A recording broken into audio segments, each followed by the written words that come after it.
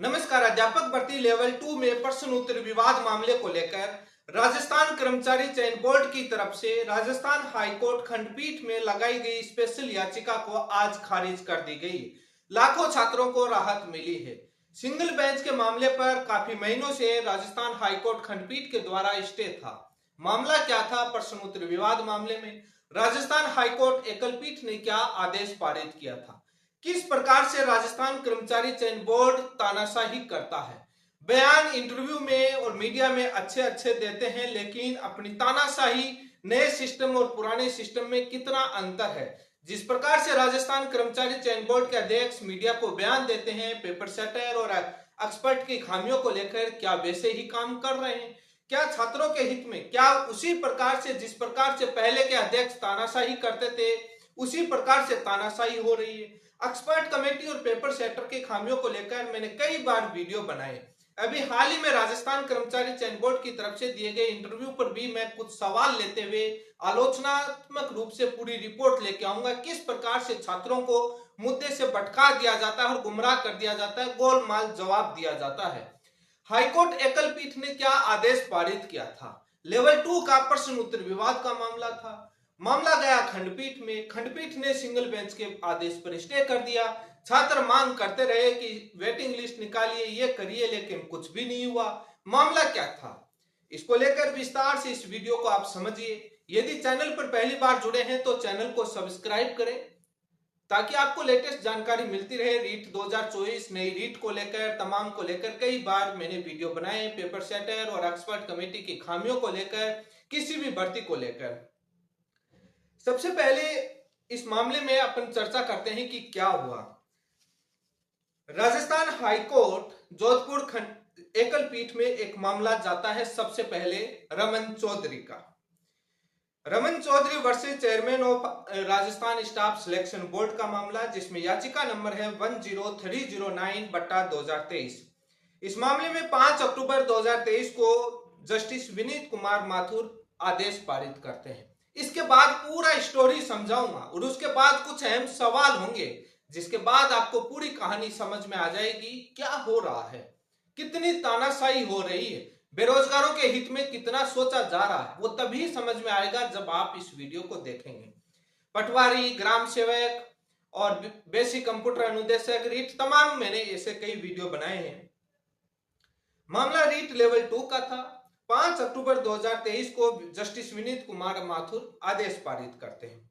REET level 2 का मामला था, जिसमें आदेश के हिस्से आपके स्क्रीन पर हैं। एडवर्टाइजमेंट डेट, एग्जाम कब हुई, पहली आंसर की कब आई, ऑब्जेक्शन कब लिए गए, फाइनल आंसर की एक्सपर्ट कमेटी के बाद जारी की गई, डॉक्यूमेंट वेरिफिकेशन, ये तमाम आर्गुमेंट है।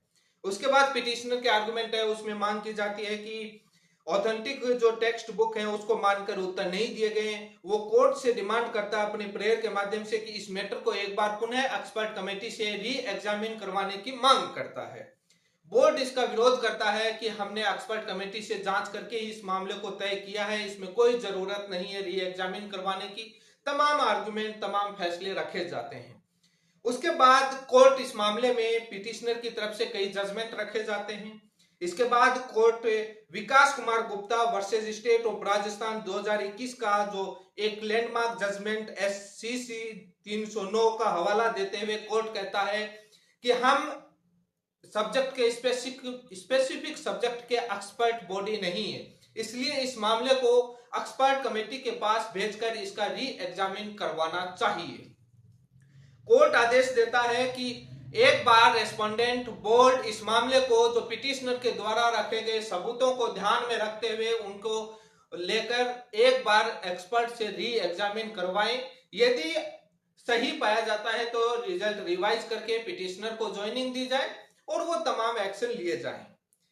क्वेश्चन नंबर 3, 27 और 50 एक्सपर्ट कमेटी को नहीं भेजा जाए। वहां पर प्रत्येक क्वेश्चन पर उस समय बहस होती है, उसके बाद ये क्वेश्चन एक्सपर्ट कमेटी को भेजे जाते हैं।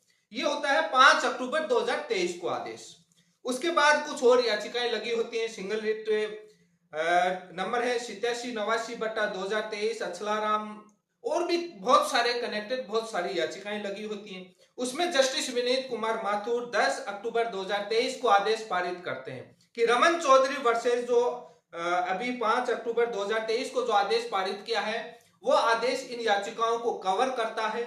इसलिए हम आदेश को पारित करते हैं कि क्वेश्चन नंबर 3, 27 और 50 को एक्सपर्ट कमेटी को नहीं भेजे जाएं। बाकी रमन चौधरी में दिए गए आदेश को यहां पर लागू करते हैं इस याचिका में और एक्सपर्ट कमेटी से री एग्जामिन करवाए जाएं उन प्रश्नों को, और उस आदेश को यहां लागू कर दिया जाता है। लेकिन सबसे बड़ी अहम जानकारी क्या होती है, राजस्थान कर्मचारी चयन बोर्ड, उसके बाद डबल बेंच में आपके स्क्रीन पर है case status, special appeal writ के माध्यम से, स्पेशल याचिका के माध्यम से, अपील के माध्यम से राजस्थान हाईकोर्ट खंडपीठ में लगाते हैं, जिसमें Rajasthan staff selection board versus Mahendra Singh case है, जिस मामले की 21 दिसंबर 2023 को सुनवाई होती है। जस्टिस पुष्पेंद्र सिंह भाटी की बेंच में इस मामले की सुनवाई होती है। उस दौरान बोर्ड की तरफ से प्रियांशु गोपा एडवोकेट एंड विनीत सांदे और तमाम एडवोकेट रहते हैं। मैटर को सुना जाता है और उसके बाद वहां पर रखा जाता है ब्रीफ में कि कब आंसर की, कैसे फाइनल आंसर किया, एक्सपर्ट कमेटी से ऑब्जेक्शन मांगे गए, जांच करवाई गई, उसके बाद फाइनल आंसर की, ये तमाम आर्गुमेंट होते हैं। कोर्ट में यह भी आदेश नंबर के 5 नंबर बिंदु में आपके स्क्रीन पर है, 2 layer of expert have already examined this issue. Board कहता है कि एक्सपर्ट की 2 लेयर के द्वारा हम इस इश्यू को ऑलरेडी एग्जामिन करवा चुके हैं, कोई जरूरत नहीं। ये तमाम आर्गुमेंट सुनने के बाद राजस्थान हाईकोर्ट खंडपीठ नोटिस इश्यू कर देता है रेस्पोंडेंट को, उन छात्रों को, और स्टे कर देता है सिंगल बेंच के 10 अक्टूबर 2023 के आदेश पर। स्टे होने के बाद कई दौर की तारीखें चलती हैं, कितने महीने, उस मामले पर मई में तारीख पर सुनवाई होती है, कई तारीखों पर, बाद में आज 28 मई 2023 को सुनवाई होती है। अभी तक उस मामले की आदेश की कॉपी नहीं आई है। मैं जब वीडियो रिकॉर्ड कर रहा हूं, जैसे ही आदेश की कॉपी आ जाएगी उसके बाद आपको आदेश को भी समझा दिया जाएगा। लेकिन जो अभी ट्विटर पर भी और जो बताया गया उसके माध्यम से मैं बता रहा हूं, अपील को खारिज कर दी गई है। और अपील को खारिज करने का मतलब यह होता है कि सिंगल बेंच का आदेश बहाल रहेगा। बोर्ड को एक्सपर्ट कमेटी के द्वारा उन प्रश्नों को एक बार पुनः जांच करवाना होगा। बोर्ड की दी गई दलीलें खंडपीठ में स्वीकार नहीं की गई कि आपको जांच करवाना होगा, सिंगल बेंच का आदेश वैध है, वो सही है, वो उसको मानना होगा। अब ये देखने वाली बात होगी क्या राजस्थान कर्मचारी चयन बोर्ड सुप्रीम कोर्ट जाएगा डबल बेंच के आदेश के खिलाफ। अब तानाशाही और कुछ सवाल राजस्थान कर्मचारी चयन बोर्ड से। अभी हाल ही में इंटरव्यू दिया गया एक यूट्यूब चैनल पर राजस्थान कर्मचारी चयन बोर्ड के अध्यक्ष के द्वारा, और कई बार सोशल मीडिया प्लेटफॉर्म ट्विटर पर भी लिखते हैं। उसको इंटरव्यू को लेकर के कुछ सवालों के साथ में बहुत ही एक विश्लेषण के साथ वीडियो आएगा, इसलिए चैनल पर जुड़े रहें। उस वीडियो के लिए वो जरूर देखें, और डबल बेंच के आदेश की कॉपी आ जाएगी, उसको लेकर भी विस्तार से समझा दूंगा। लेकिन आज छात्रों की जीत हुई, खंडपीठ में बोर्ड की अपील को खारिज कर दी गई, सिंगल बेंच का आदेश बहाल। एक बार कमेटी से उन प्रश्नों को जांच करवाना होगा जिन याचिकाओं में आदेश दिया गया।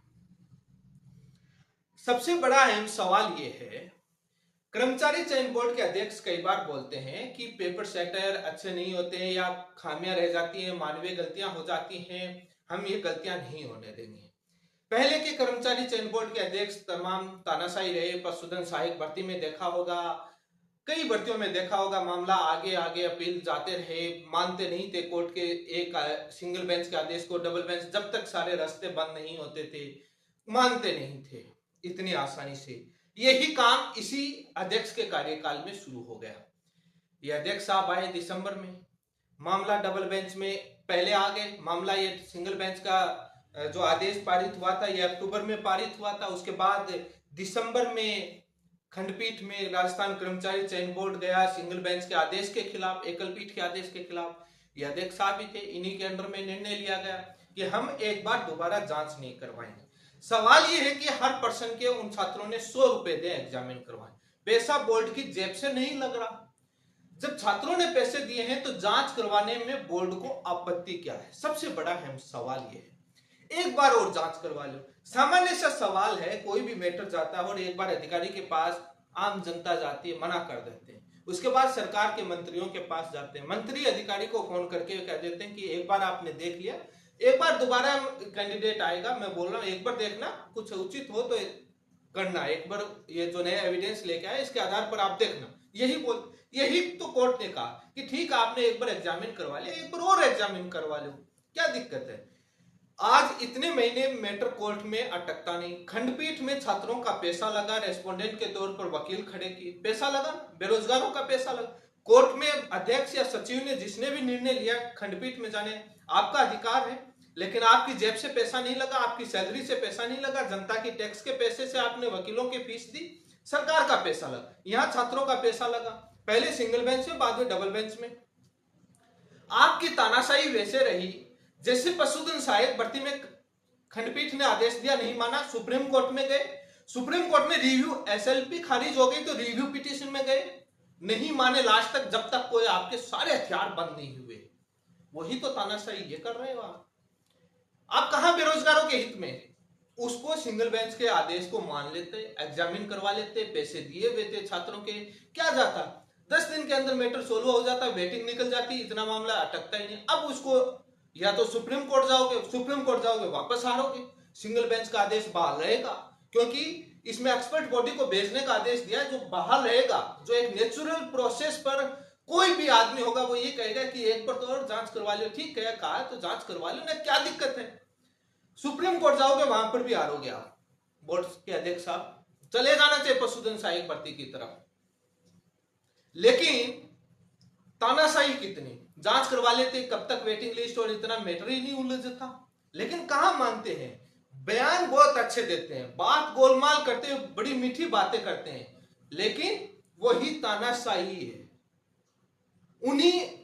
वो आपके एक्सपर्ट कमेटी के मेंबर्स, पेपर सेटर, कितने छोटे बच्चे हैं, मानवीय गलती हो जाती है, उनके कितने हित में काम करते हो, उनको तमाम बचाने का काम करते हो कि पूरी एटी से लेकर चोटी तक पूरी ताकत लगा देते हो। ये नहीं सोचते कि ये कितना महीने कोर्ट में तारीखें, कोर्ट पर लोड पड़ रहा, मान लेते हैं सिंगल बेंच का। आपका अधिकार, आपके अधिकारों पर सवाल खड़ा नहीं कर रहे, लेकिन सवाल यह है कि उन बेरोजगार छात्रों का भी तो पैसा लग रहा है। उस सवाल को कैसे, बुनियादी सवाल को छोड़ सकते हैं। आप जिस प्रकार से एक्शन ले रहे हैं और बता रहे हैं, उस हिसाब से नजर आता है कि जिस प्रकार से आपने तानाशाही अपनाई है, आप आगे नहीं अपनाओगे। कैसे उम्मीद कर सकते हैं। बच्चे गलती करें तो वो छोटे नादान बच्चे नहीं उस पर एक्शन लेंगे।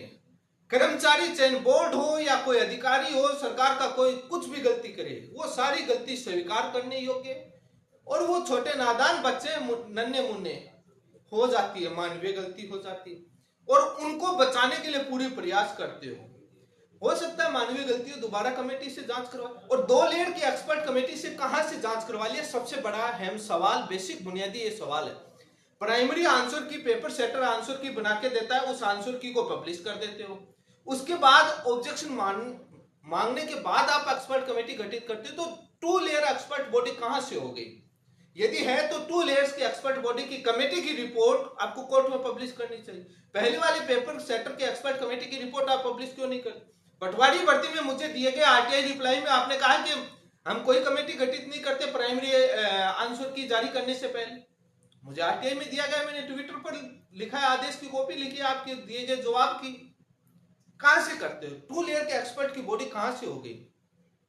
और एक्सपर्ट कमेटी की गलती कैसे नहीं हो सकती। आप डबल बेंच चले गए, पशुधन सहायक भर्ती का देख लो, बोर्ड में आपके वकील ने कहा था पशुधन सहायक भर्ती में कि हम एक बार पुनः जांच करवा लेते हैं, उसके बावजूद भी आपकी कमेटी ने एरर की, जिस पर कोर्ट ने बहुत बड़ी फटकार लगाई।